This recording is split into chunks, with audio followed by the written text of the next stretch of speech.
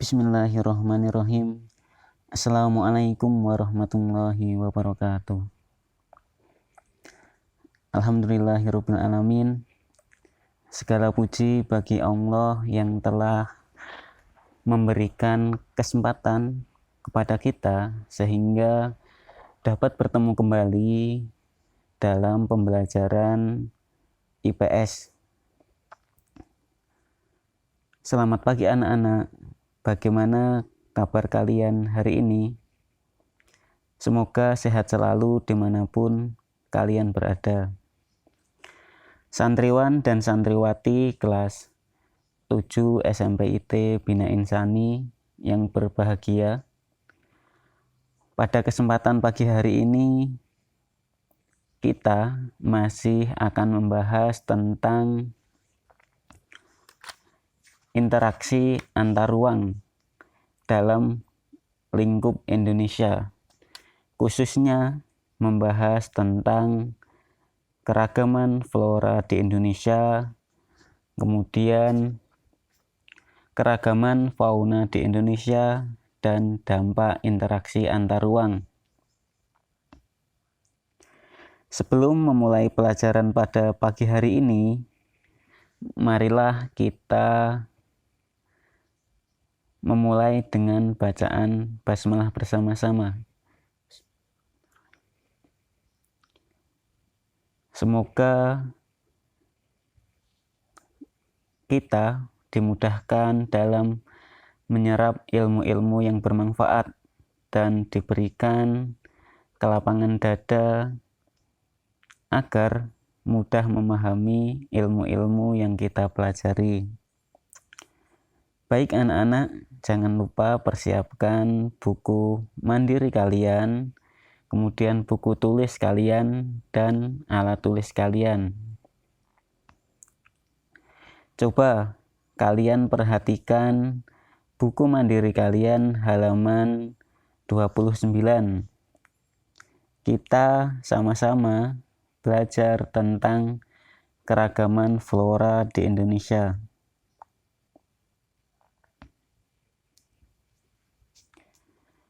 Indonesia merupakan negara yang akan kaya akan keanekaragaman hayati, termasuk juga kaya akan flora dan fauna.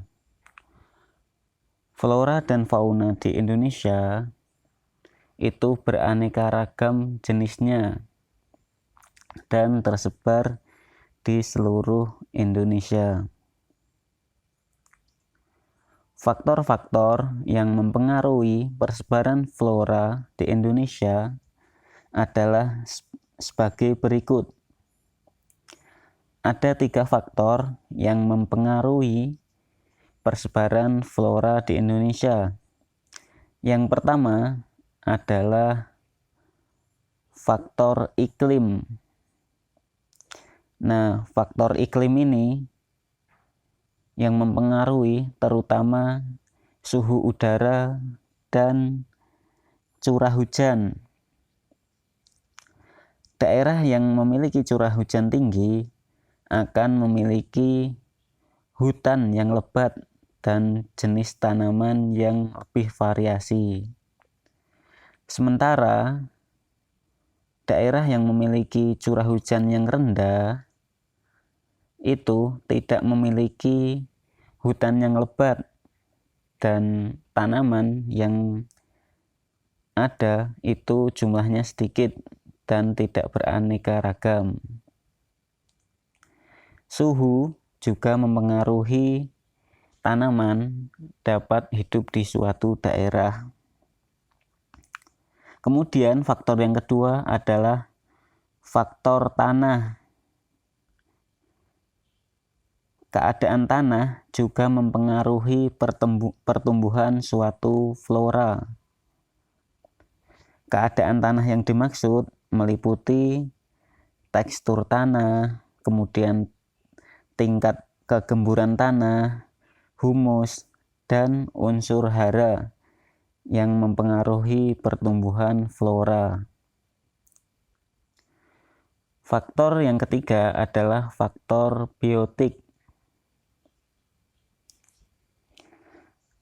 Nah, faktor biotik yang sangat berpengaruh dalam persebaran flora adalah manusia. Nah, manusia sebagai faktor biotik dapat membudidayakan jenis flora maupun fauna. Nah, di sini manusia dapat membudidayakan, maksudnya dapat menanam, kemudian dapat memelihara berbagai jenis flora maupun fauna, sehingga persebaran flora maupun fauna di Indonesia itu dapat merata. Kemudian berdasarkan pendekatan biografi, nah biografi ini adalah keterkaitan antar tipe-tipe makhluk hidup dengan suatu wilayah. Nah, mudahnya itu kayak gini. Jadi makhluk hidup ini bisa hidupnya itu di mana gitu. Nah, itu disebut dengan pendekatan biogeografi. Nah, di dunia ini pendekatan biografi itu terbagi menjadi 6. Kemudian di Indonesia itu hanya masuk ke dalam 2 pendekatan biografi, yaitu Indo-Malayan dan Indo-Australian. Nah, kita akan membahas 2 kelompok tersebut. Yang pertama, kelompok Indo-Malayan. Kelompok ini tersebar di kawasan Indonesia Barat, meliputi Pulau Sumatera, Pulau Jawa, dan Pulau Bali. Kemudian, flora Indo-Australian atau flora bagian timur ini tersebar meliputi Sulawesi, kemudian Nusa Tenggara, Maluku, dan Papua. Nah, masing-masing kelompok ini memiliki karakteristik tertentu dan membedakan antara satu kelompok yang satu dengan kelompok yang lain. Nah, pada tabel berikut ini kita akan mempelajari tentang perbedaan karakteristik flora Indonesia Barat dan Indonesia Timur. Perbedaan yang pertama, untuk flora Indonesia Barat itu jenis meranti-merantinya sangat banyak. Kemudian di Indonesia Timur jenis merantiannya hanya sedikit. Untuk perbedaan yang kedua, di flora Indonesia Barat itu terdapat berbagai jenis rotan. Sedangkan di Indonesia Timur kebalikannya, tidak terdapat berbagai jenis rotan. Yang ketiga, di Indonesia Barat tidak terdapat hutan kayu putih, sedangkan di Indonesia Timur terdapat hutan kayu putih. Yang keempat, jenis tumbuhan matoa di Indonesia Barat itu sangat sedikit. Kemudian di Indonesia Timur terdapat berbagai jenis tumbuhan matoa, khususnya di wilayah Papua. Kemudian di Indonesia Barat, jenis tumbuhan sagu itu sangat sedikit. Kalau di Indonesia Timur, kebalikannya, banyak terdapat tumbuhan sagu. Selanjutnya, di Indonesia Barat terdapat berbagai jenis nangka. Sedangkan di Indonesia Timur tidak terdapat jenis nangka.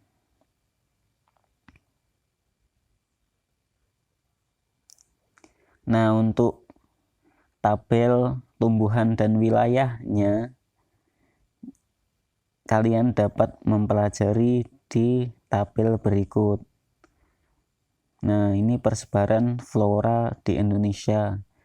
Di Sumatera itu terdapat jenis tumbuhannya ada pinus, kemudian beringin, dan meranti. Untuk di Jawa itu terdapat cemara, pinus, bambu, jati, dan asam. Kemudian sampai di Papua itu terdapat pohon bakau, sagu, dan berbagai jenis anggrek. Nah, selanjutnya kita akan mempelajari tentang keragaman fauna di Indonesia. Di Indonesia terdapat hampir 300.000 jenis spesies. Nah, jumlah tersebut adalah 17% dari total jenis fauna di seluruh dunia. Nah, jadi 17% fauna yang ada di Indonesia, yang ada di dunia itu terdapat di Indonesia. Bahkan untuk jenis primata saja, Indonesia memiliki sekitar 36 spesies. Coba perhatikan peta berikut. Untuk persebaran fauna di Indonesia itu terbagi menjadi 3 kelompok yang membedakan. Yang pertama adalah fauna bagian barat, kemudian fauna bagian tengah, dan fauna bagian timur. Nah, fauna bagian barat meliputi Pulau Jawa, Sumatera, dan Kalimantan. Untuk fauna bagian timur meliputi Pulau Papua, Maluku, hingga Kepulauan Arau. Kemudian yang tengah atau fauna peralihan itu meliputi Pulau Sulawesi, Maluku, dan Nusa Tenggara. Nah, di sini terdapat 2 jenis garis. Yang pertama adalah garis Wallace. Nah, apa yang dimaksud dengan garis Wallace?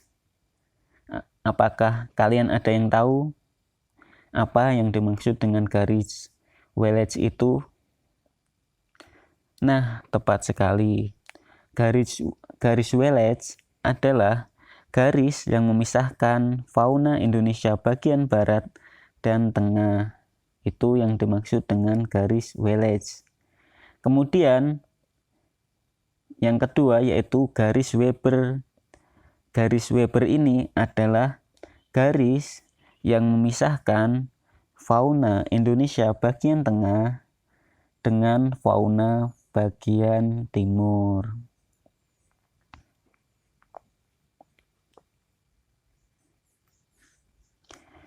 Coba kalian perhatikan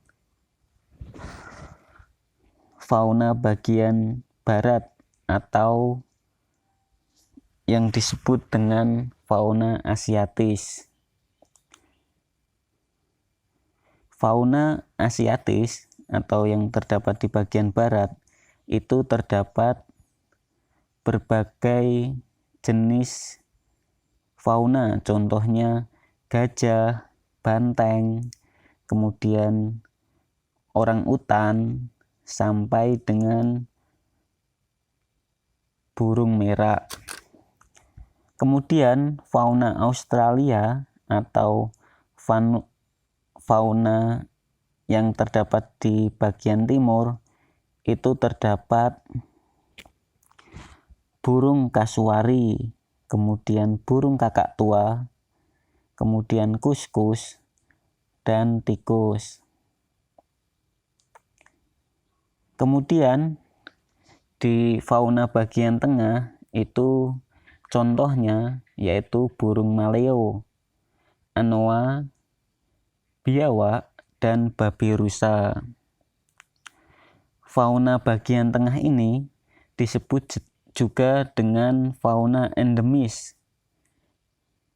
karena memiliki ciri tersendiri dan berbeda dari fauna asiatis dan fauna australias sehingga disebut dengan fauna endemis. Kemudian kita akan membahas dampak interaksi antar ruang. Santriwan dan santriwati kelas 7 yang insya Allah berbahagia.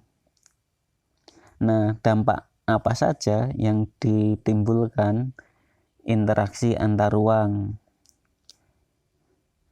Yang pertama adalah perdagangan antar wilayah.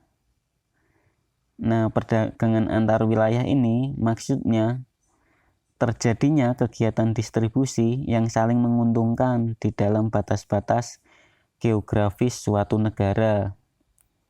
Nah, kemarin itu kan kita sudah membahas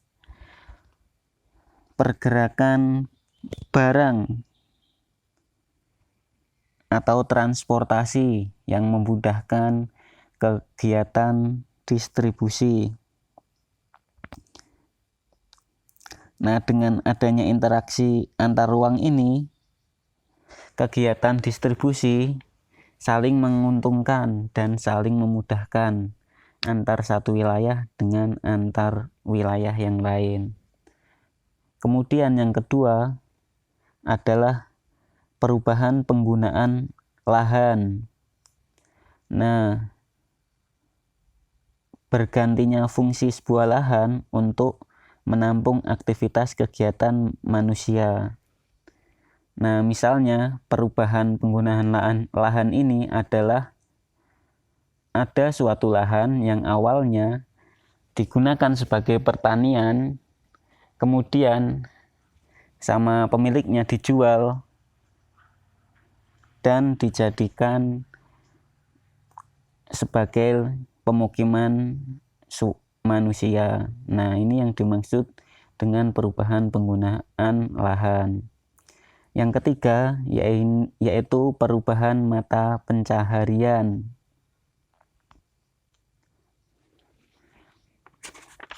Nah, perubahan mata pencaharian ini misalnya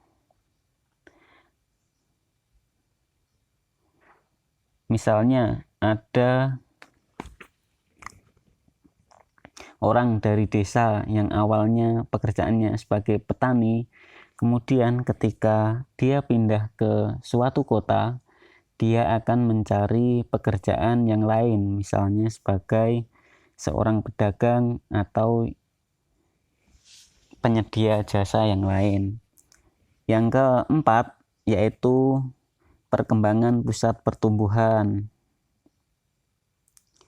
Yang kelima, perkembangan sarana dan prasarana. Pembangunan sarana dan prasarana semakin meningkat seiring dengan peningkatan pergerakan antar ruang. Jadi semakin dinamis atau semakin berubah suatu interaksi antar ruang, maka sarana dan prasarana akan berkembang. Kemudian yang keenam yaitu perubahan sosial budaya. Nah, interaksi masyarakat menyebabkan paparan nilai dan norma yang berbeda. Nah, nilai dan norma ini dapat dipengaruhi antara interaksi orang luar negeri maupun orang dalam negeri yang mengunjungi wilayah tertentu. Nah, misalnya nih di daerah Jawa kedatangan orang dari luar negeri, kemudian juga kedatangan orang dari Pulau Sumatera. Nah, kemudian di Jawa ini terjadi interaksi antar 3 kelompok orang tersebut. Nah, lama-kelamaan akan terjadi perubahan sosial budaya. Santriwan dan santriwati kelas 7, demikian yang dapat Ustadz sampaikan. Kurang lebihnya mohon maaf. Semoga bertemu lagi di lain kesempatan. Demikian, Assalamualaikum warahmatullahi wabarakatuh.